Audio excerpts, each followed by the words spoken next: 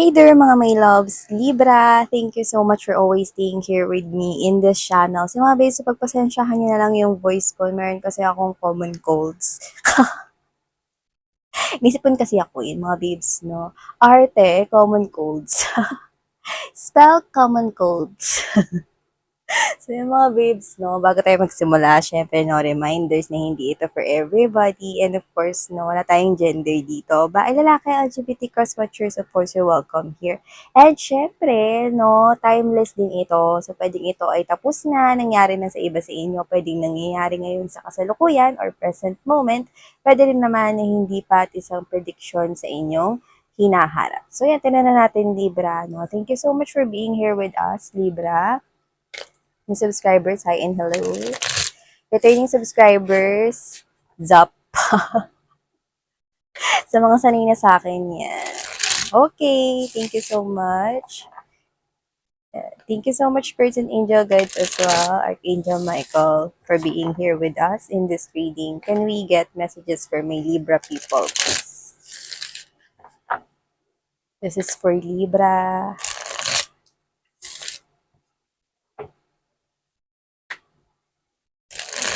Libra. Tell me something about my Libra, please. What's coming to them? What's in store for them? The things that they need to know right now. Can you please show me? Oh, mukhang maraming gustong sabihin sa inyo, Libra.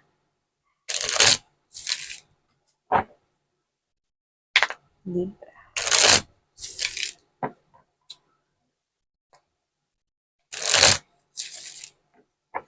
Okay, let's go.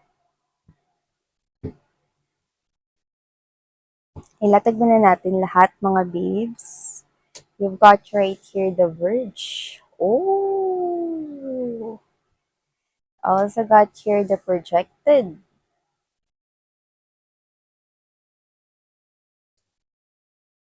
Hmm.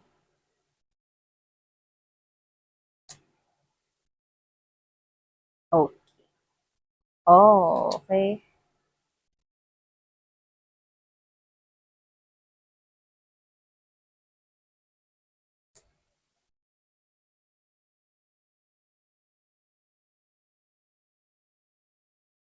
Hmm.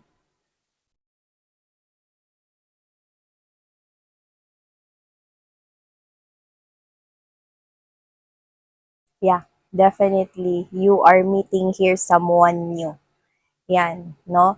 At high chance na pwede itong mag-evolve, okay, into much deeper or deeper na connection. Much na deeper pa. Grammatically incorrect.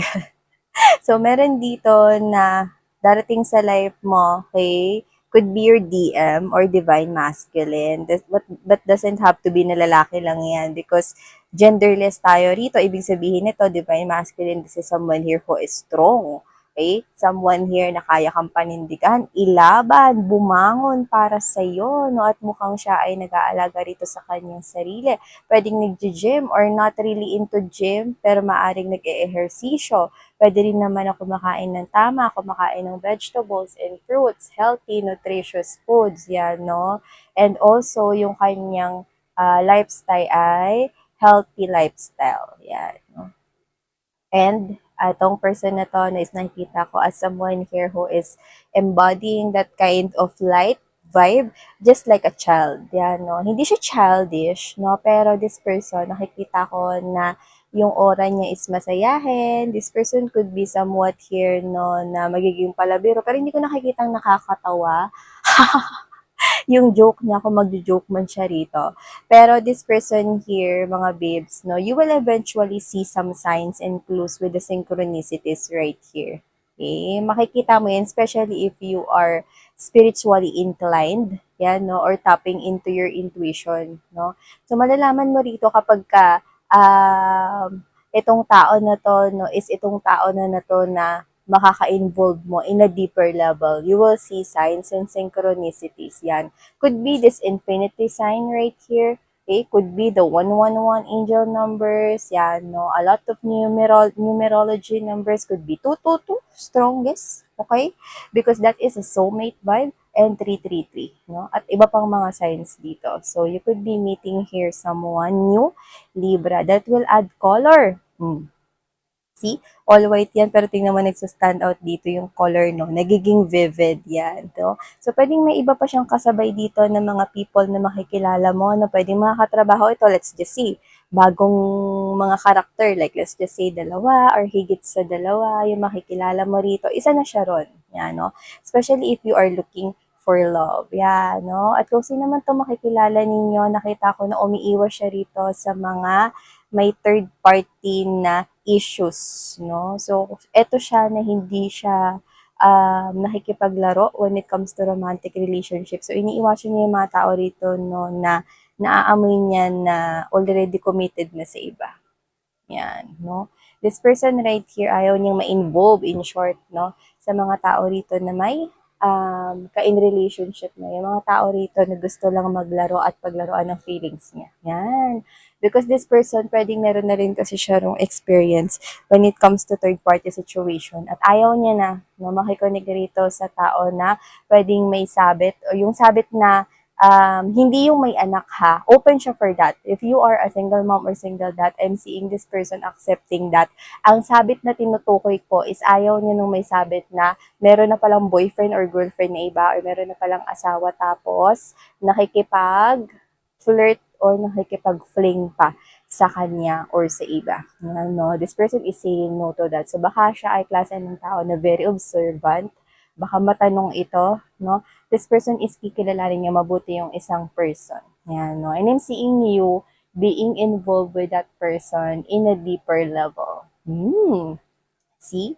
Okay? At nakikita ko rin mga babes, no, na maaari mo itong makilala, no, in the upcoming days or weeks, yan, no.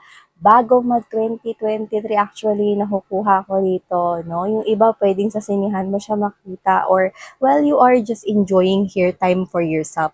Yung iba habang kayo ay nagpapampering or trinit mo yung sarili mo, no, ikaw lang dumbas ka, no, nag-shopping ka or bumili ka ng damit na gusto mo, shoes na gusto mo or what. Or baka kumain ka, no, dun sa favorite restaurant mo or tumambay ka sa favorite coffee shop or milk tea house mo, no? Yung ganun, no? This is you. You're just with the interlude right here. Taking a pause, taking a break, no? Para sa mga nakaka-stress na trabaho at lahat ng mga energies around you. Pahinga ka dyan, yan, no? I'm seeing you detaching. Maybe day off mo ito or baka naka-leave ka or vacation. I'm seeing you detaching here from negativities and maaring dyan mo siya makilala. This person right here is someone, no, na nakikita ko na pwedeng meron kayo nitong history. Hindi yung history na, what's that? Hindi yung history na ex mo siya, ha? But I'm getting that this person, pwedeng nagkaroon na kayo rito, no, ng pagkikita or pagtatagpo in your past lives. Yan. No? This person will bring a lot of happiness, no, and abundance into your life. A lot of healing, no, and a lot of being comfortable. Yan, no. Ilalagay ka nitong tao na to sa isang comfortable na situation, no. Nakikita ko na mapapasaya ka niya. At ang ganda kasi nakakita ko rito ng success, no, pagdating sa inyong money goals, yan, no. Pag nag-tandem kayo, nakikita ko na kung magbe-business kayo, lalago. Yan, no. Pero kung magbe-business kayo dahil sa joke niya, kalimutan nyo na lang, okay? Kasi hindi nakakatawa yung joke niya, yan, no? So, whatever the case may be, I'm also seeing as well someone here na pwedeng kakausapin kayo, yan, no? Dun sa kayo lang yung makakapag-usap. So, this person will be asking you outright here, wanting to talk to you, Libra. Mag-usap kayo, no? Kayong dalawa, so pwedeng i-chat ka niya, i-text ka niya, tawagan ka niya, no? Or baka i-video call ka niya rito. Pwede ba tayo mag-uusap yan? No? It's like a coffee talk. It's like a, this is different ha, iba ito. Kasi itong makikipag-usap sa'yo, no? This is someone here, mga babes, no? Na ito, ex mo talaga. Ex mo talaga to. Yan, no? Nakukuha ko dito. So, kung sino man tong person na to na nakikita ko na pwedeng i-invite ka nito sa isang lunch out, or date out, or usap kayo right here, yan, no? Medyo sa kayong dalawa lang. Doesn't have to be na malayo para sa iba. Pero yung iba, nakikita ko rito na kung kayo ay nasa probinsya, nakakita kasi ako ng mga puno, no? And this person here, wag naman kayo mag-alala kasi hindi naman siya nag-iisip ng masamang balak with you guys. Gusto lang niya na parang malayo kayo, magkausap kayo ng maayos rito, no? So, ayaw niya lang siguro na parang may iba ring nakakarinig at nakakita, no? Hindi ko naman nakukuha na shy type siya, pero gusto niya kasi na parang para sa kanya, pag kayong dalawa lang, mas okay, mas maiintindihan mo niya, explain niya, or mas okay na mas makakapag-usap kayo. Yan, no? Dito pala sa history, nakukuha ko rin dito, no? Kasi naman tong new person na to, feels like na parang nakilala mo na siya.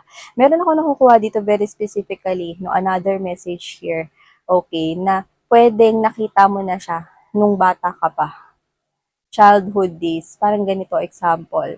Pwedeng naging kapitbahay mo siya, okay, at naglaro na rin kayo minsan. Or pwedeng mga babes, no, nagkaroon na rito ng paglalapit sa inyo pero hindi nyo alam, if you know what I mean.